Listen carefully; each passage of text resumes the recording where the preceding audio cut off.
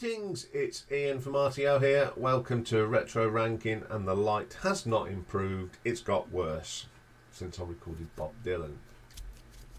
So today's Retro Ranking is a tribute video, and it's a tribute to the late great Herbie Flowers that passed away about a month ago in September.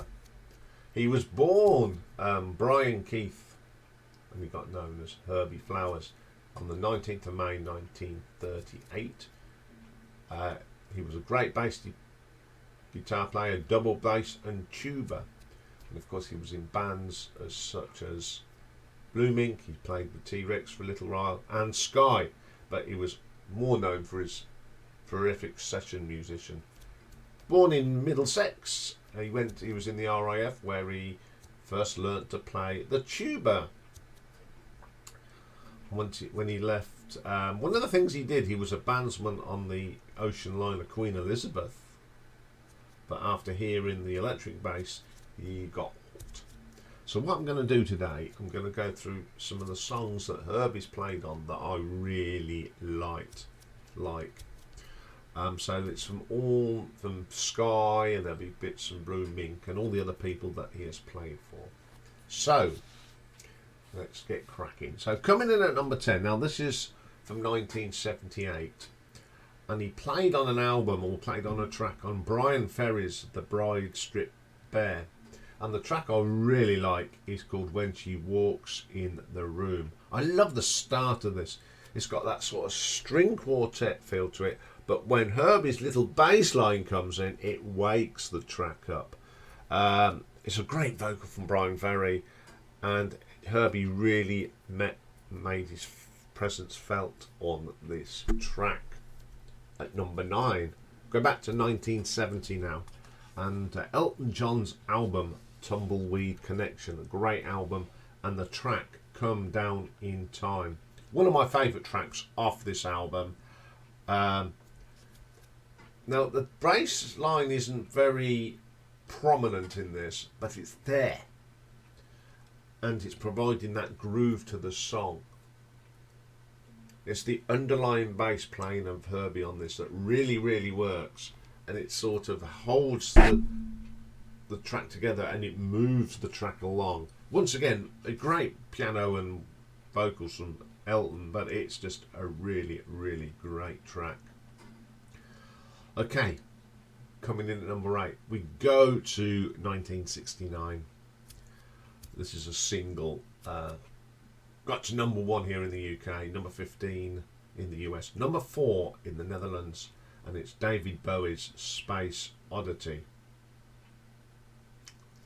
This is one of those bass lines that is just iconic. What a great bass line in this. Really holds the song together, plus the stylophone, of course. The song that really put David Bowie on the map, didn't it? It's just an incredible song, and one of the great bass lines of the 70s. Okay, coming in at number 7,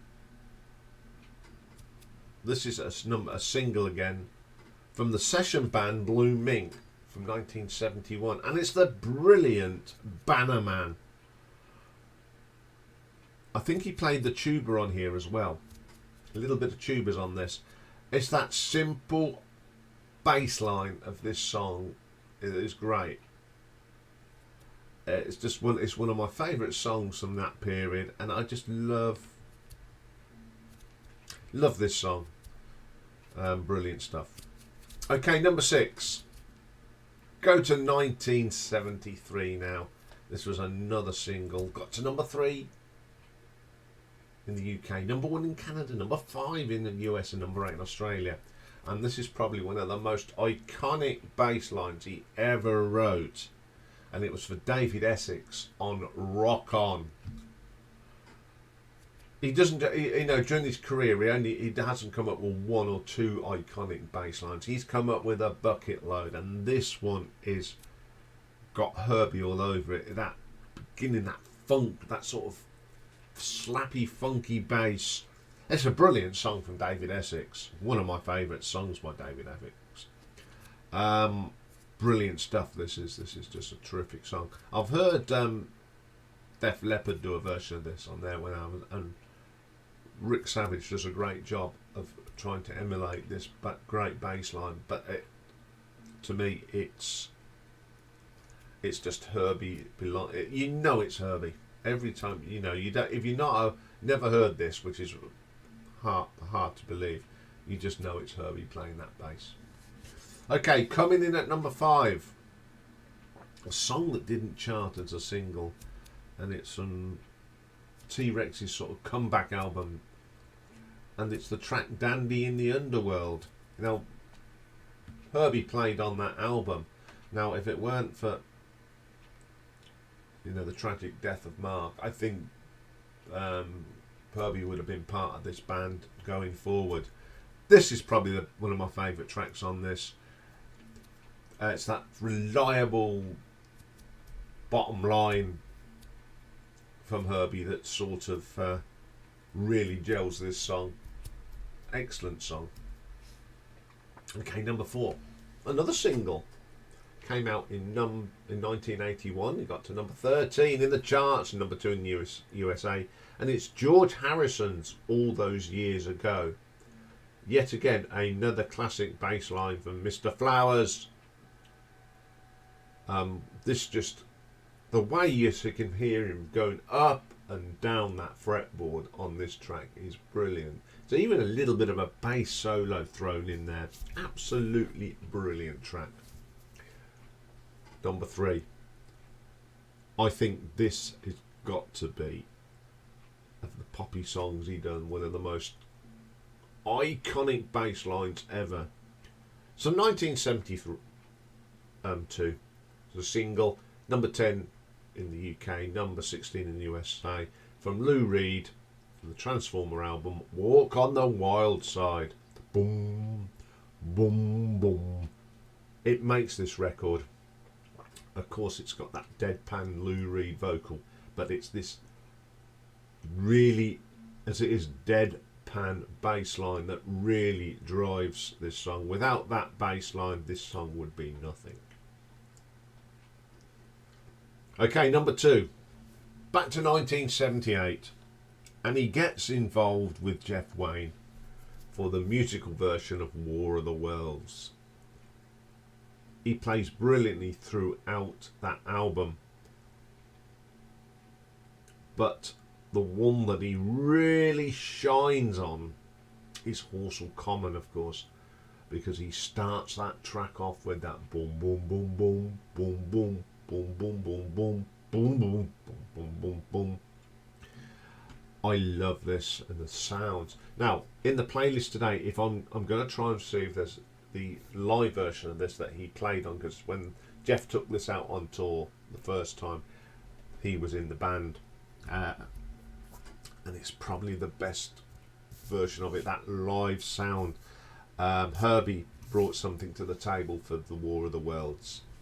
But my number one song that Herbie did, it's from a band that I keep piping on about, and that's Sky. I love Sky, super group, along with fellow musicians Tristan Fye, Francis Monkman, John Williams and Kevin Peake. And then when Francis left, that Steve Gray. This is off Sky 2, which came out in 1981, I think. But this was released as a single, got to number 5, and it's their interpretation of Toccata. For a start, you've got that lovely harpsichord sort of Francis Monkman, and then the bass from Herbie that absolutely blows you away. I've seen him perform this live with Sky, and it's an absolutely top-notch version of a great piece of music. I love the music anyway.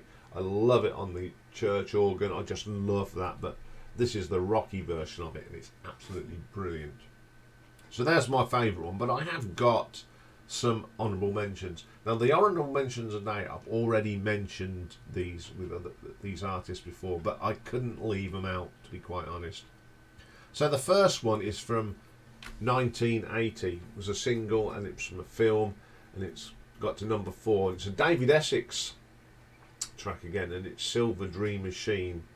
I love this because it's a real funky sound, and that's a really great track. One of my favourites by David Essex.